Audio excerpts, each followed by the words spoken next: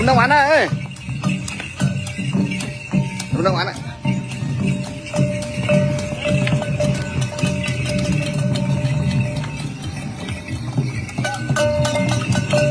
Con mồi chanh. Yeah. Con mồi chanh.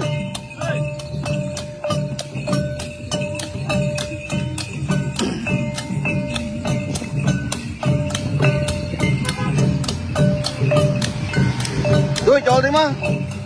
Cho cả nòng cái xe cái mà.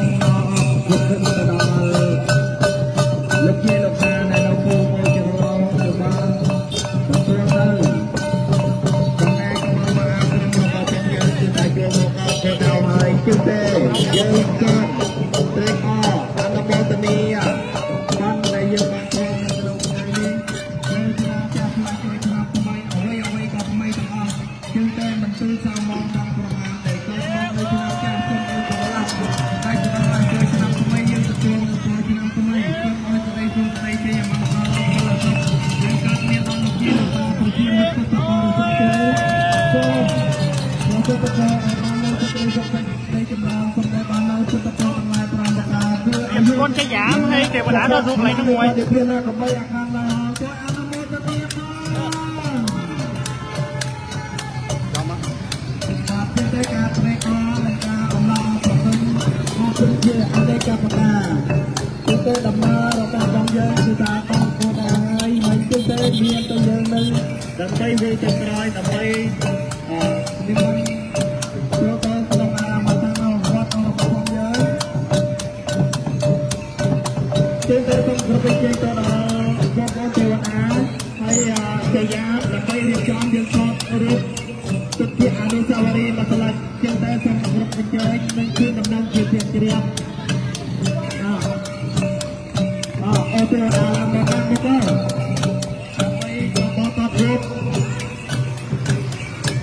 Chọn mà.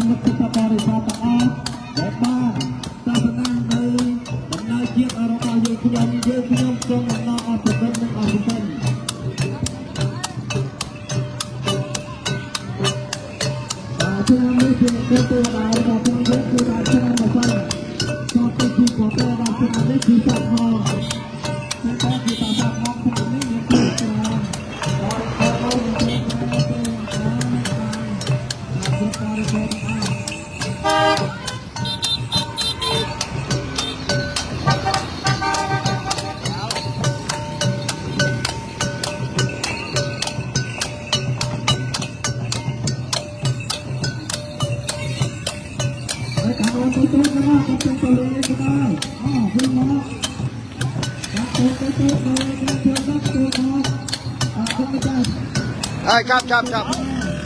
Riệp. Có hỏi anh ông thôi đó. Nè Riệp đây một cái lấy ăn thoát bán. Rình có thôi rồi đó.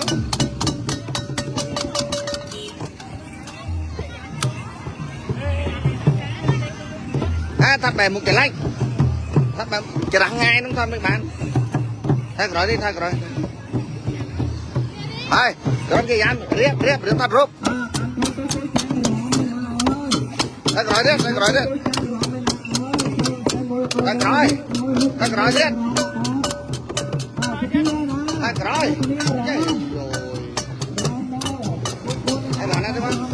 Mana di mana?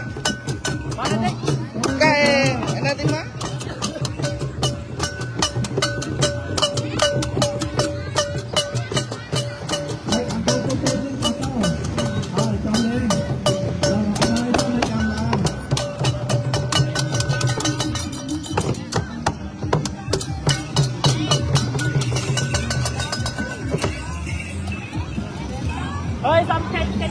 phi sang sang lên cho nhà để phi sang sang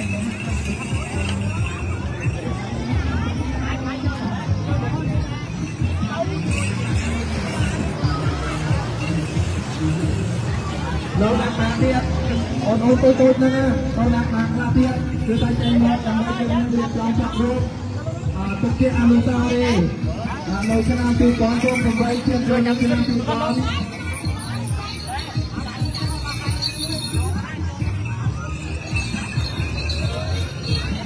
giờ iPhone mới thoát giờ iPhone thoát mới bàn rõ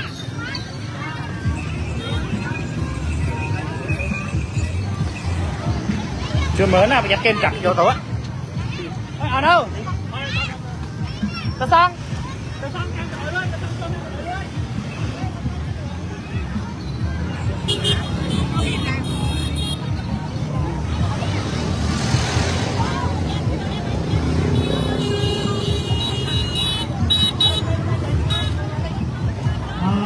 kia bên đây có bốn giờ đang nhiều ăn này tại vì năm nay công ty con buôn rồi mọi người còn mẹ bé cô tô tên việc đó là có một việc tên tôiจะra liền á bây giờ anh tới giờ iPhone giờ ai tay như câu mơ con bây giờ iPhone không phải bây giờ iPhone không phải hơi nói dù cái đấy ở đâu ở chỗ này bà con đi nó phản không chịu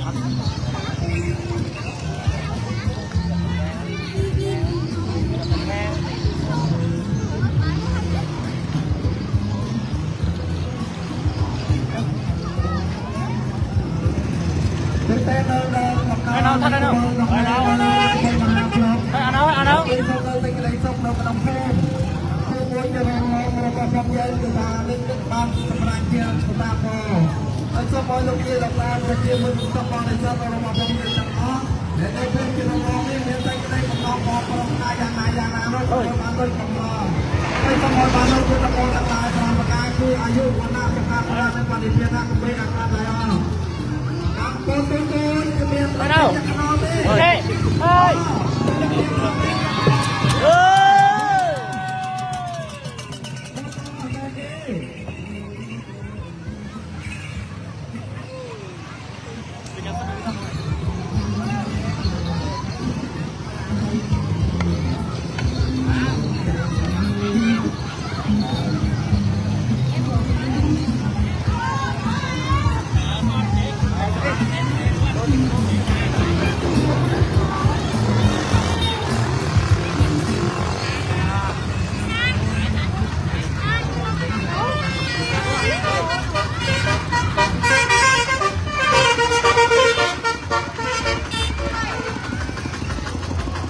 mấy mình qua là kè thôi đó, qua là kè đó.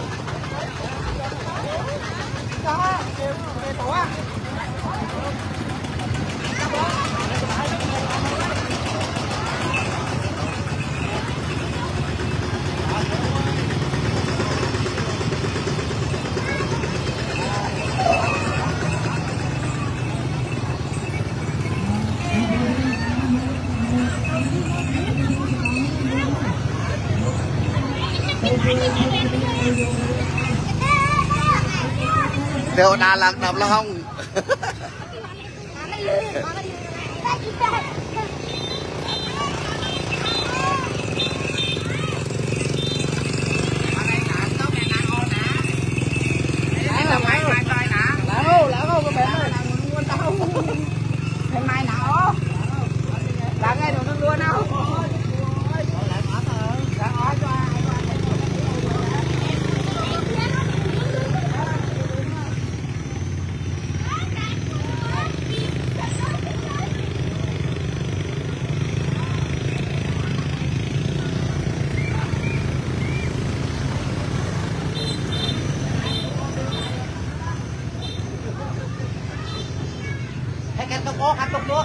Khăn tóc đúng không? Khăn ơi.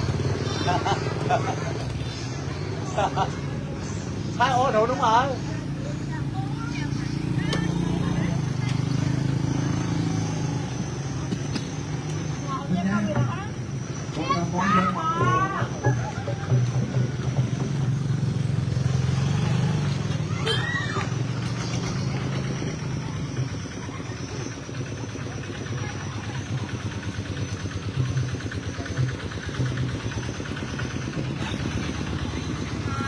10ក្រោយមកមាននៅក្មួយរបស់យើងខ្លះទៀតទេមើលឲ្យច្បាស់លាស់កុំឲ្យទៅចូលគ្នា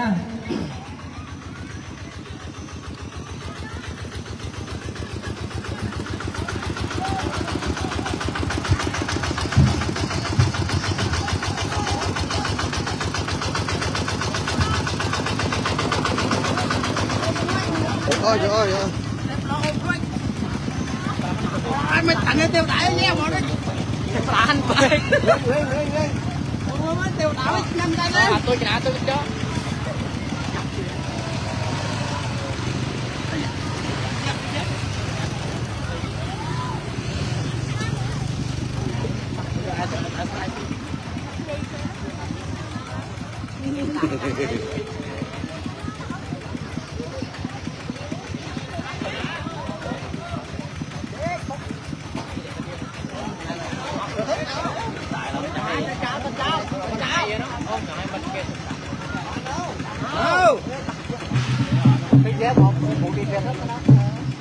chọn việc khang á chọn việc khang đóng cái lâu tan xưa đấy đúng không đến thôi bạn là đóng xưa bạn á thôi từ tới chưa tắm xưa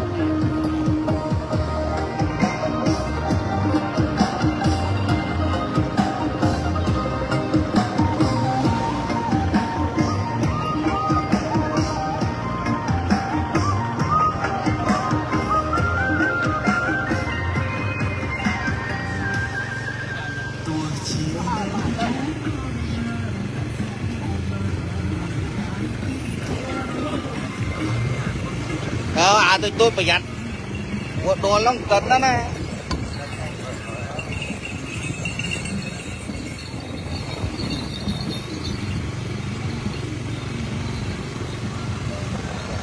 ê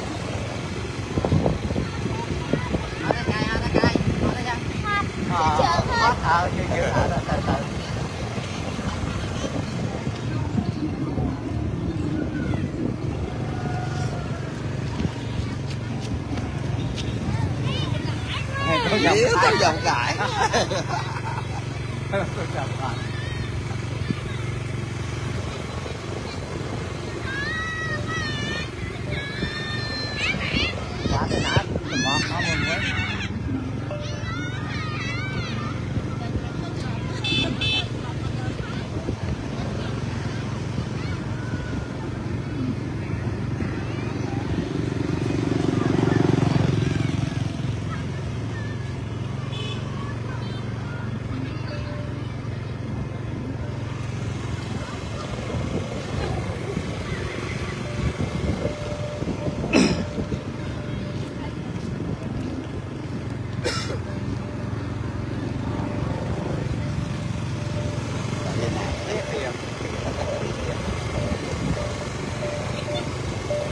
Tụi cái đầu bọt á.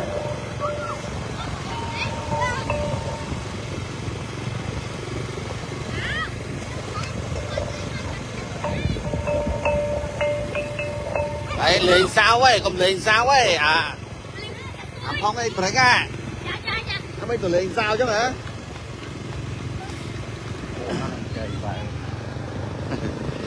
Bự đấy.